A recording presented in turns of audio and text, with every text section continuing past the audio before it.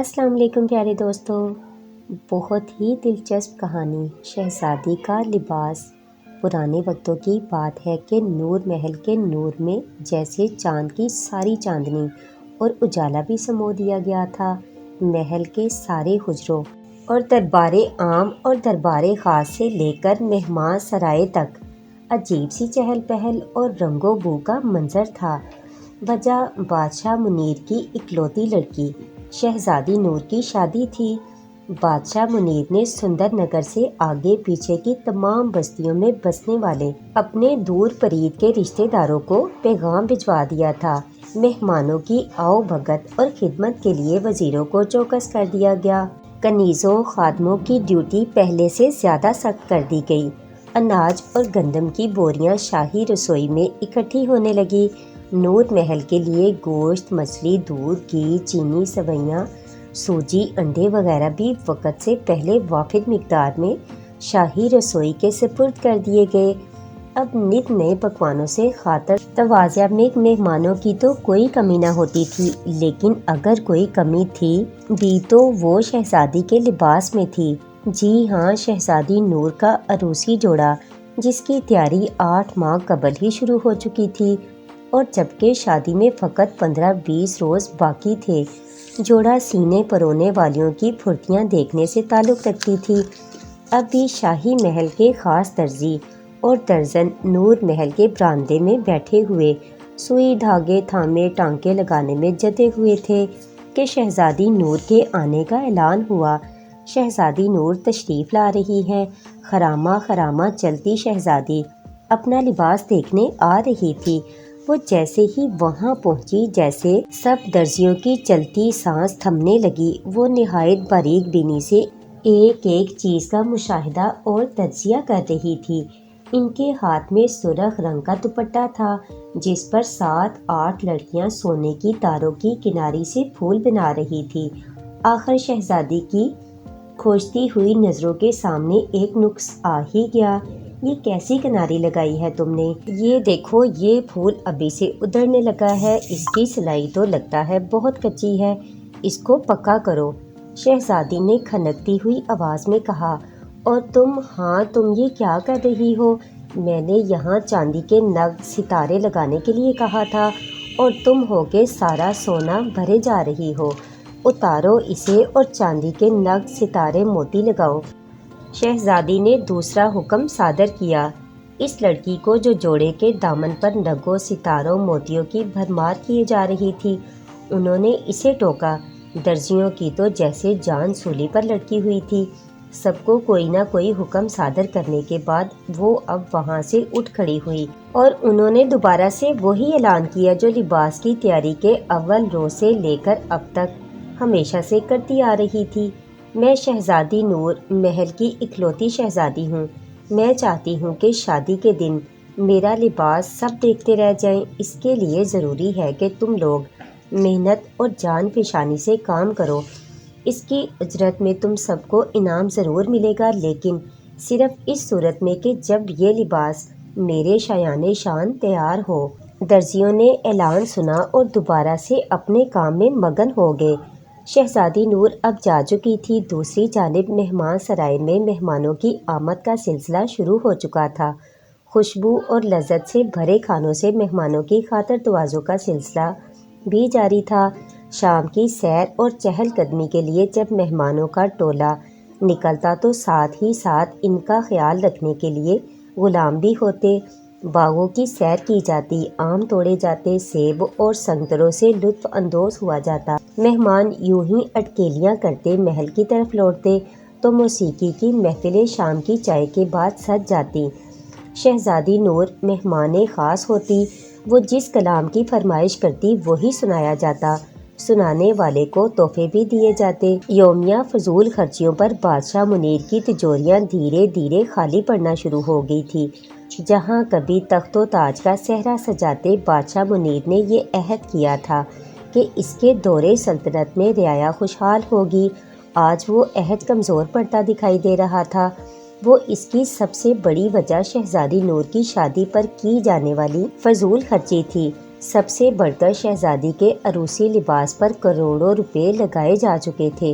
اس کے پیچھے شہزادی کی ایک ہی خواہش تھی کہ وہ سب سے الگ اور خاص نظر آئے۔ وہ اس جوڑے کو دکھا کر چاند محل کے باسیوں پر اپنی دولت کی دھاک بٹھانا چاہتی تھی، لیکن تمام تیاریوں کے درمیان رعایا سے غفلت بڑھتی جا رہی تھی۔ انہیں ان کا حق نہیں دیا جا رہا تھا۔ محل کے وزراء سے بادشاہ تک سب اپنی ہی خوشیوں میں مگن تھے اور یہ حقیقت فراموش کر چکے تھے کہ یہ حکومت انہیں عیش و آرام کے لیے نہیں، رعایا کی خدمت کے لیے ملی ہے۔ دن یوں ہی گزرتے رہے، شہزادی کے لباس پر یوں ہی فراوانی کے ساتھ پیسہ بہایا جاتا رہا اور بادشاہ منیر کی تجوریاں جو عوام کی فلاح و بہبود کے لیے استعمال کی جاتی تھی، یوں ہی خالی ہوتی جا رہی تھی۔ ادھر چاند محل میں معاملہ بالکل الٹ تھا۔ شہزادہ اور اس کے نیک دل والدین اپنے اکلوتے شہزادے کی شادی کی خوشی میں بھی یہ بات یاد رکھے ہوئے تھے کہ یہ دولت ان کی اپنی نہیں بلکہ عوام کی ہے، اور اس لیے چاند محل میں ہر معاملے میں اعتدال سے کام لیا گیا تھا۔ مہمانوں کی خاطر تواضع کے لیے بھی وہی پک رہا تھا جو عام دنوں میں محل کے لوگوں کے دسترخوان کی زینت بنتا تھا۔ محل میں تعینات وزیر کنیزیں شادی کی خوشی میں کئی 100 درہم دینار مستحقین کے درمیان تقسیم کر رہے تھے۔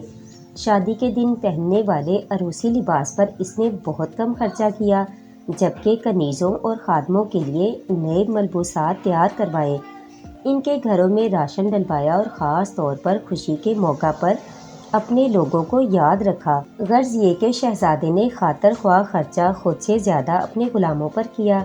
ادھر شہزادی کے لباس کے مکمل ہونے تک سارا سونا ختم ہو چکا تھا، چاندی بھی ختم ہونے کے قریب تھی، گندم اور اناج کے سارے گودام خالی تھے، چاول کے کنستروں میں چاول نہ ہونے کے برابر تھے۔ اسی طرح کی دوسری چھوٹی موٹی اشیاء خرد و نوش بھی احتمام یک طرف گامزن تھی۔ مختصر یہ کہ دونوں محلوں کا ماحول ایک دوسرے سے یکسر مختلف تھا۔ وہ وقت بھی آن پہنچا کہ جب شہزادی نور کو رخصت ہو کر نور محل سے چاند محل جانا تھا۔ بارات بینڈ باجوں کے ساتھ نور محل کے دروازے پر آئی تو نور محل کے غلام ہاتھوں میں گلاب کی پتیوں کے تھال لیے ان پر نچھاور کرنے لگے۔ شہزادے نے انتہائی باریک بینی سے ہر ایک شے کا مشاہدہ کیا اور پہلی بار بادشاہ منیر بھی ڈگمگا گیا جب اس نے شہزادے کے غلاموں کی خوشحالی اور خوش لباسی کا جائزہ لیا۔ اس کے آگے ان کے غلاموں نے چیتھڑے نما کپڑے پہن رکھے تھے۔ ان کے انگ انگ سے یہ بات عیاں تھی کہ وہ کس قدر تھکے ہوئے نڈھال ہیں۔ شہزادے کے غلام حشاش بشاش نظر آ رہے تھے، جبکہ بادشاہ منیر کے غلاموں ملازموں کے چہرے کملائے اور مرجھائے ہوئے تھے۔ بادشاہ نے شہزادے کی بیش قیمت تحفے پیش کیے اور یہ خوشخبری بھی سنائی کہ شہزادی سے شادی کے بعد ریاست کے اگلے بادشاہ کا اعزاز بادشاہ کو مل جائے گا۔ اس بات پر شہزادے نے نرمی سے بادشاہ کو جواب دیا، بادشاہ سلامت، آپ اس ریاست کے حکمران ہیں، مگر جب سے میں یہاں آیا ہوں مجھے محسوس ہو رہا ہے کہ اس ریاست کی رعایا خوش نہیں۔ میری خواہش ہے کہ آپ ان تحائف کو رعایا میں تقسیم کر دیں۔ مجھے رعایا کی خوشی اور سکون کے علاوہ کچھ نہیں چاہیے۔ بادشاہ یہ باتیں سن کر دل ہی دل میں بہت شرمندہ ہوا، تو اسے احساس ہوا کہ شہزادے کی خوش قیمتی چیزوں سے نہیں بلکہ عوام کی خوشحالی اور فلاح و بہبود سے ہے۔ اسی وقت اعلان ہوا، شہزادی نور تشریف لا رہی ہے، اور جب شہزادی نور نے محل کے خاص دربار میں قدم رکھا تو شہزادے کی آنکھیں چندیا گئیں۔ اسے حیرت ہوئی کہ بادشاہ اور شہزادی رعایا کی بجائے خود پر خرچ کرنا پسند کرتے ہیں۔ شہزادے کی لائی گئی مٹھائی سے سب کا منہ میٹھا کرایا گیا، پتاشے چھہارے بانٹے گئے اور شہزادی رخصت ہو کر چاند محل آ گئی۔ چاند محل آ کر شہزادی کو احساس ہوا کہ دولت اور قیمتی ملبوسات سے پوری دنیا کو مرعوب کرنے کا خیال اس کی بھول تھی، کیونکہ چاند محل کے رہنے والوں کی زندگی کا اصل مقصد رعایا کی خدمت ہے۔ کچھ عرصے بعد اسے اطلاع ملی کہ ان کی ریاست میں قحط کا سماں پیدا ہو گیا ہے، عوام بھوک سے نڈال ہے اور شاہی خزانہ خالی ہو چکا ہے۔ یہ سب سن کر اسے بہت دکھ ہوا اور اس نے دل میں اپنی ریاست اور عوام کے لیے کچھ کر گزرنے کی ٹھان لی۔ شہزادی کو یہ یقین ہو گیا تھا کہ اصل خوشی اپنے لوگوں کے لیے نیکی کے کام انجام دے کر ہی حاصل کی جا سکتی ہے۔ اس نے شہزادے کے سامنے اپنی حماقت اور خود غرضی کا اقرار کر لیا اور اس خواہش کا اظہار کیا کہ وہ اپنا عروسی لباس بیچ کر اسے حاصل ہونے والی رقم ان لوگوں کی خدمت میں پیش کر دینا چاہتی ہے جن کا اس پر حق ہے۔ اور وہ شہزادی جو صرف اپنے ایک لباس پر شاہی خزانہ خالی ہو جانے کی پرواہ بھی نہیں کرتی تھی، اپنی رعایا کے لیے اپنا خاص لباس فروخت کرنے پر تیار ہو گئی۔ جی تو پیارے دوستو، اس کہانی سے ہمیں یہ سبق ملتا ہے کہ فضول خرچی سے ہر وقت بچنا چاہیے، کیونکہ اس سے کچھ حاصل نہیں ہوتا بلکہ جو ہوتا ہے اس سے بھی ہاتھ دھونا پڑتا ہے۔ لہٰذا فضول خرچی سے ہر ممکن انداز میں بچنے کی کوشش کریں اور قیمتی سامان سے لوگوں کے دل جیتنے کی کوشش ختم کر دیں، کیونکہ دل جیتنے کی اصل طاقت تو محبت اور خدمت میں چھپی ہے۔ ویڈیو اچھی لگے تو لائک اور شیئر ضرور کیجیے گا۔ مجھے آپ کے اچھے فیڈ بیک کا انتظار رہے گا۔